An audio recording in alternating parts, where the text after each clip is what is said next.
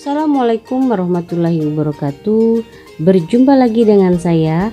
Kali ini topik pembahasan kita tentang pernyataan dan logika proposisi. Yuk mari kita belajar sama-sama. Pada definisi proposisi adalah istilah yang digunakan untuk kalimat pernyataan yang memiliki arti penuh dan utuh. Hal ini berarti suatu kalimat harus dapat dipercaya, disangsikan, disangkal, ataupun dibuktikan benar dengan tidaknya.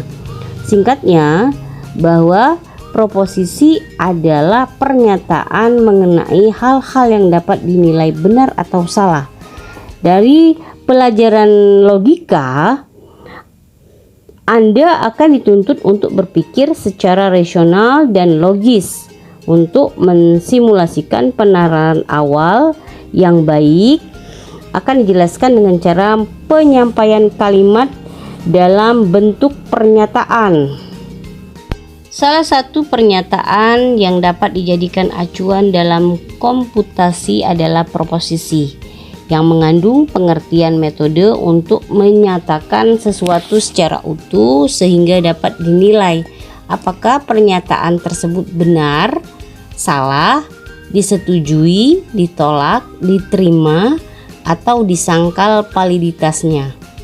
Di sini saya tampilkan 4 elemen pernyataan logika proposisi yang dapat diidentifikasi.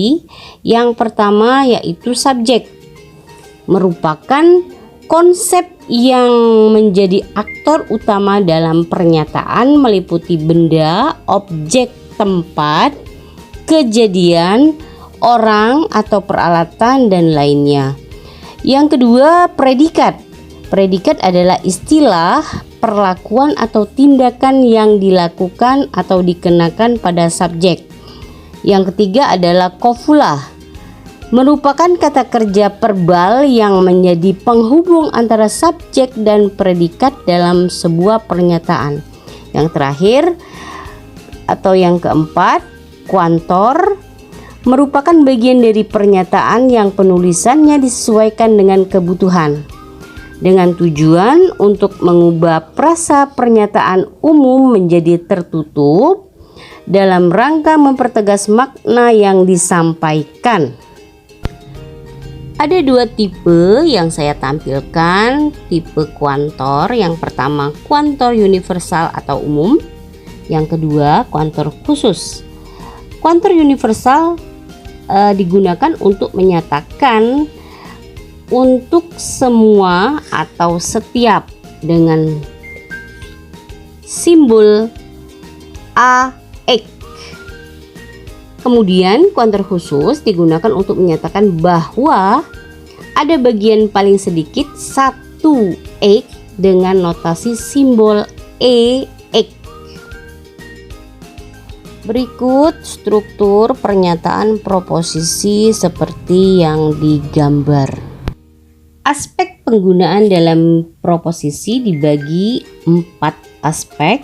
Yang pertama aspek bentuk, kedua aspek sifat, ketiga aspek luas, 4 aspek kualitas dan kuantitas. Aspek bentuk dibagi menjadi 2 bagian. Yang pertama aspek bentuk proposisi tunggal adalah jenis pernyataan logika yang hanya terdiri atas 1 subjek atau 1 predikat atau dikenal dengan kalimat tunggal. Yang kedua, aspek bentuk proposisi majemuk merupakan jenis pernyataan yang memiliki 2 predikat dalam penulisan atau gabungan dari 2 pernyataan tunggal proposisi. Aspek sifat dilihat dari sisi kebenaran dan penolakannya. Model sifat proposisi dapat dikategorikan menjadi 2 jenis seperti yang saya tampilkan. Yang pertama, aspek sifat kategorial. Di sini pada poin 1 ini merupakan jenis sifat dalam pernyataan proposisi yang memiliki nilai pembenaran atau penolakan. Secara mutlak tanpa syarat apapun. Sebagai contoh, semua makhluk hidup yang makan dan minum pasti akan mati. Itu yang poin yang pertama. Kemudian aspek sifat yang poin yang kedua yaitu kondisional, seperti yang terlihat, merupakan pernyataan proposisi yang nilai kebenarannya memiliki syarat penentu. Jenis ini dibagi menjadi dua bagian. Yang pertama hipotesis, menyatakan jenis proposisi kebenaran jika memenuhi persyaratan tertentu. Contohnya, semakin tinggi RAM atau random access memory komputer, maka semakin cepat proses yang dijalankannya. Kemudian jenis yang kedua, jenis kondisional, yaitu disjunctive, adalah jenis pernyataan kondisional yang nilai kebenarannya diperoleh berdasarkan pilihan tertentu. Ciri khususnya adalah penggunaan atribut kata dalam penjabarannya. Sebagai contoh, komputer semakin lambat, random access memori kecilnya, atau terkena virus. Aspek luas berdasarkan keluasan penyampaiannya. Proposisi dapat dibagi menjadi 3 macam. Yang pertama universal, kedua partikular, ketiga singular. Universal merupakan pernyataan yang menjelaskan kondisi secara menyeluruh atau bagian tertentu. Hal ini ditandai dengan kata setiap, seluruh, semua, dan masing-masing. Sebagai contoh, setiap komputer yang menyala akan menghasilkan panas. Kemudian partikular merupakan teknik dalam penyampaian sebagian pernyataan dalam seluruh aspek kebenaran. Biasanya ditandai dengan kata sebagian, tidak semua, beberapa, dan kebanyakan. Sebagai contoh, tidak semua komputer mendukung permainan 3 dimensi. Poin yang ketiga, aspek luas singular merupakan teknik penyampaian logika dalam sebuah pernyataan dalam satu aspek saja. Hal ini dilihat dengan penggunaan kata ini dan itu. Sebagai contoh, komputer ini tidak dapat dinyalakan.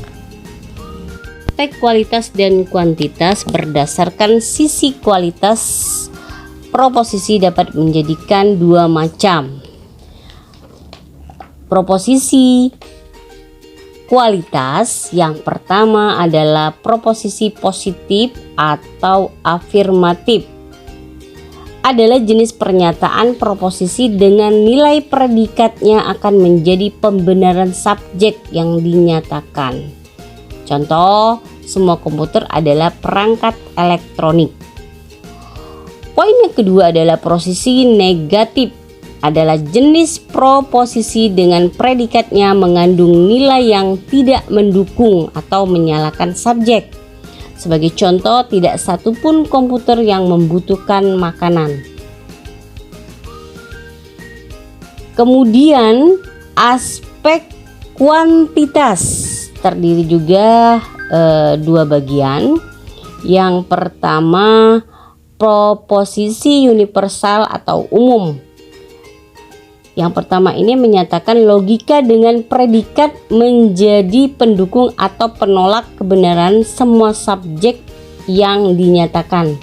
Contoh, semua komputer membutuhkan power supply.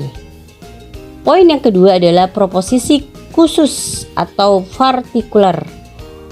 Proposisi khusus ini merupakan pernyataan logika yang membenarkan sebagian subjek.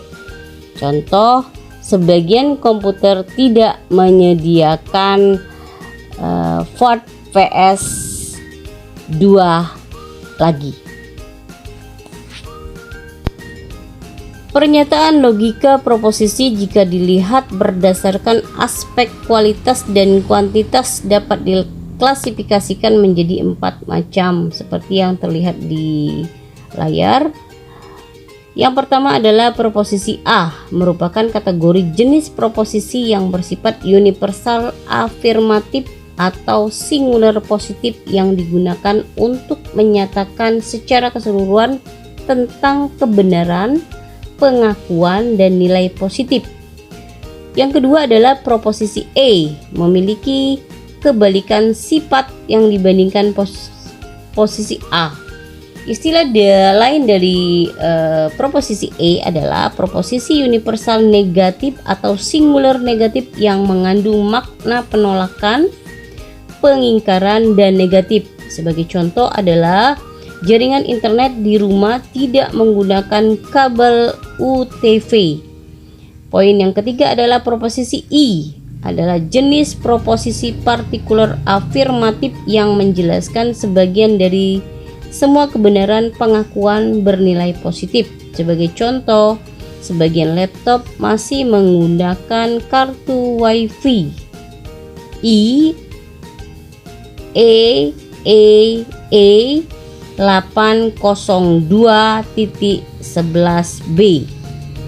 Poin yang terakhir adalah proposisi O, adalah kebalikan dari proposisi I sebagai salah satu jenis partikular negatif yang akan menyatakan sebagian dari keseluruhan penolakan, pengingkaran bernilai negatif.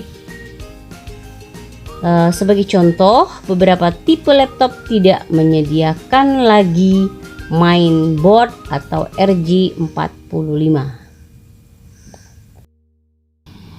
Berikut saya tampilkan bagian jenis-jenis proposisi. Demikianlah tema pembahasan kali ini, semoga bermanfaat. Wassalamualaikum warahmatullahi wabarakatuh.